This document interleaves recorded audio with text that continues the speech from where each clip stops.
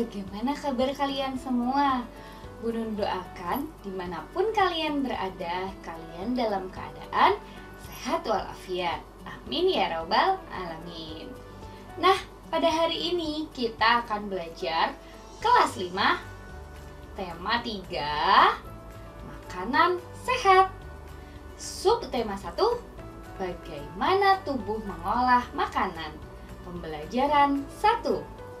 Namun, sebelum kita memulai pada materi, jangan lupa like, subscribe, dan nyalakan lonceng notifikasinya agar anak-anak tidak tertinggal video terbaru dari Bu Nunu.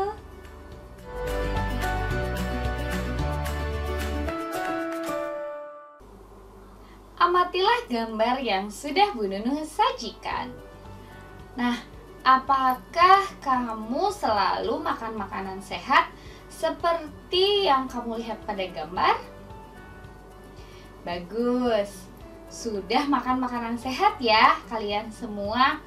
Nah, dari gambar tersebut dan yang sering kita konsumsi setiap hari yaitu makanan sehat, sebutkan contoh-contoh makanan sehat yang menurutmu sehat. Nah, contohnya adalah buah-buahan, sayuran, susu, dan daging. Kemudian, apakah kriteria dari makanan yang sehat itu? Makanan yang sehat itu mengandung 4 sehat 5 sempurna, yaitu mengandung vitamin, mineral, protein, karbohidrat, kalsium, fosfor, dan lemak. Makanan yang sehat itu penting bagi tubuh kita. Oleh karena itu, banyak iklan yang dapat kita temui di tempat-tempat umum yang mengetengahkan tentang makanan sehat. Iklan memang dimaksudkan untuk mempromosikan sesuatu kepada para pembaca. Coba kamu amati iklan-iklan berikut ini dengan seksama.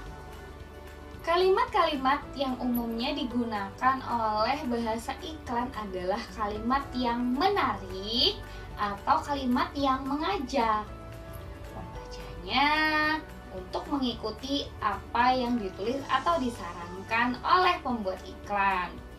Nah, amatilah iklan yang Bu Nunu sajikan seperti ini dengan seksama.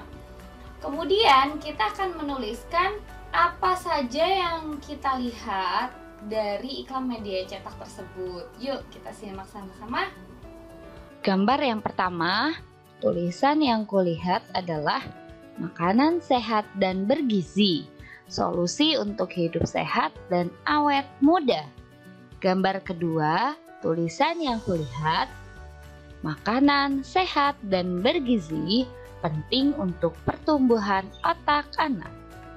Gambar 3, tulisan yang kulihat, cintai jantung Anda, konsumsi sayur dan buah segar, manfaat prima dengan rasa yang dahsyat. Berdasarkan tulisan iklan yang tadi telah kita baca bersama-sama, kita akan belajar tentang kata kunci. Kata kunci adalah sebuah kata atau konsep dengan keistimewaan, yang berarti kata apapun yang digunakan sebagai kunci dan kode atau digunakan untuk menghubungkan ke kata lain atau informasi lain. Ciri-ciri kata kunci: 1. Terdiri dari satu kata atau dua kata yang membentuk frase kata. 2. Mengandung kata yang unik yang terdapat dalam sebuah bacaan. 3. Mewakili sebagian besar atau keseluruhan topik, konsep, atau informasi dari sebuah bacaan.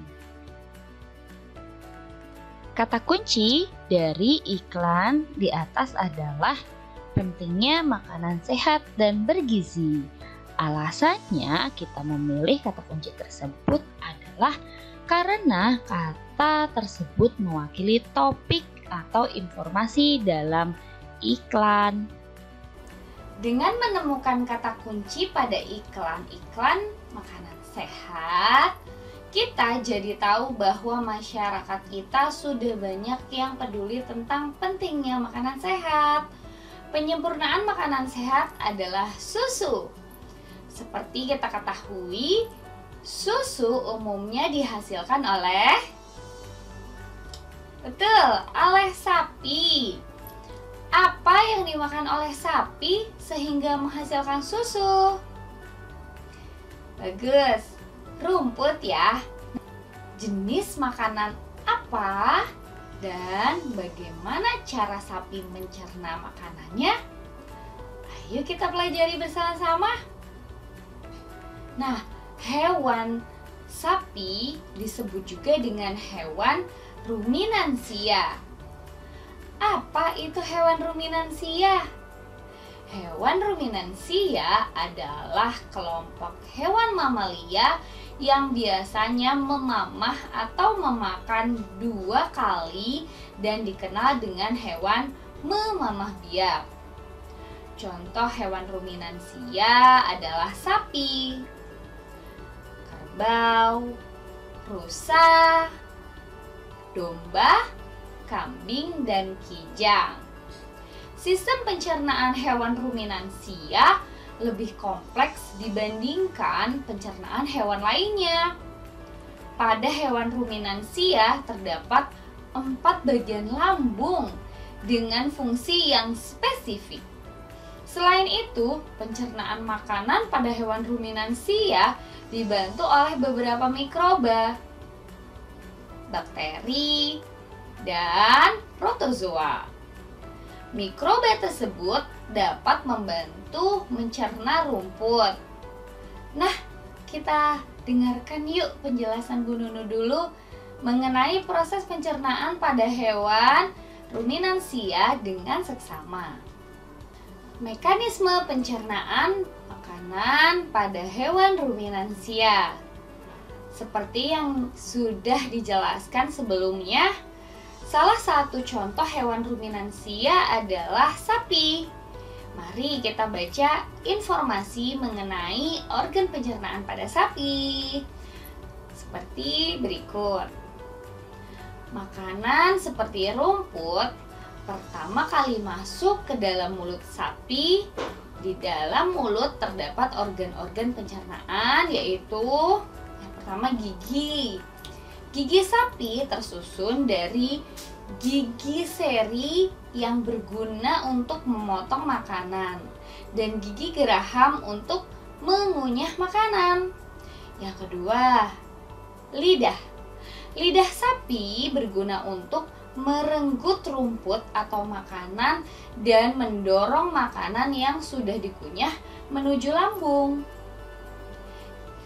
Yang ketiga adalah saliva, merupakan cairan atau enzim khusus yang dihasilkan oleh kelenjar khusus pada sapi yang kemudian disalurkan ke dalam rongga mulut. Saliva berperan dalam proses pencernaan kimiawi.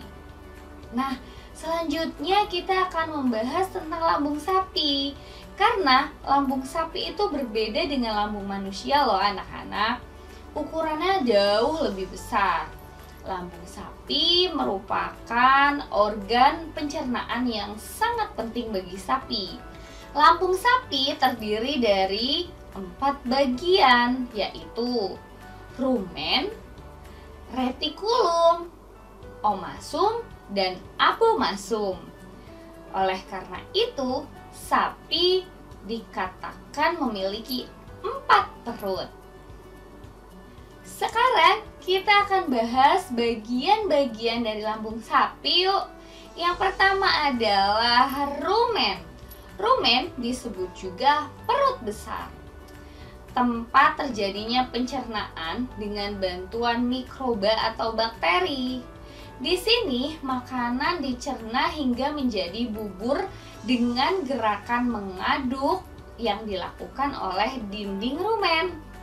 Pada saat sapi beristirahat, makanan kembali ke mulut dan dikunyah kembali. Setelah dikunyah untuk yang kedua kalinya, makanan masuk ke retikulum atau perut jala. Nah, anak-anak pernah tidak mengamati sapi yang sedang duduk misalkan? Pasti dia sambil mengunyah ya, karena sapi itu mengunyah makanannya 2 kali. Nah, selanjutnya kita akan ke bagian yang kedua, yaitu retikulum. Bisa dikatakan retikulum adalah perut jala. Di dalam retikulum, makanan kembali mengalami proses fermentasi dengan bantuan bakteri, anaerob, dan protozoa. Di dalam bagian perut ini terjadi proses absorpsi dan penyaringan benda-benda asing yang masuk bersama makanan sehingga tidak masuk ke dalam omasum atau perut kita. Yang ketiga adalah omasum atau perut kita. Di dalam omasum, makanan dicerna dengan bantuan enzim pencernaan. Selanjutnya, makanan masuk ke abomasum. Nah, yang keempat yaitu abomasum atau perut masam.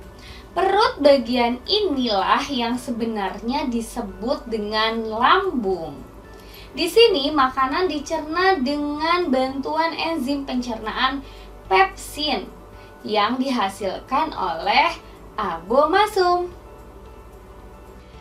Setelah melewati seluruh proses pencernaan makanan, di dalam abomasum makanan bergerak menuju usus halus. Panjang usus halus seekor sapi dewasa dapat mencapai 40 meter. Di dalam usus halus terjadi proses absorpsi dan fermentasi. Selanjutnya, sisa-sisa makanan akan dikeluarkan melalui anus. Nah, cukup sekian pembelajaran kita hari ini. Apabila dalam penyampaian materi ada kesalahan, Bu Nunu mohon maaf. Nah, semoga materi yang Bu Nunu sampaikan bermanfaat ya. Sampai ketemu pada video selanjutnya. Dadah!